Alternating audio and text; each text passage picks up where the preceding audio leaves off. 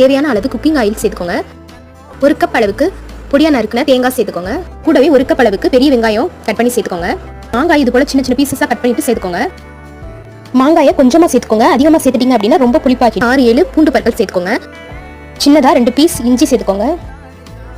காரத்துக்கு ஏற்ப பச்சை மிளகாய் சேர்த்துக்கோங்க. சட்னிக்கு தேவையான அளவு சால்ட் சேர்த்துக்கோங்க. நம்ம சேர்த்துக்கக்கூடிய மாங்காய் நல்லா வதங்கி கலர் சேஞ்ச் ஆகி வரணும். இந்த ஸ்டேஜ்ல ஏலக்காய் 1 சேர்த்துக்கோங்க.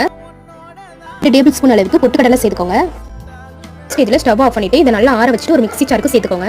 கொஞ்சமா தண்ணி சேர்த்துக்கோங்க. சேர்த்துட்டு நல்லா அரைச்சி எடுத்துக்கோங்க. 1 டேபிள் ஸ்பூன் கடுகு, கொஞ்சமா சீரகம்,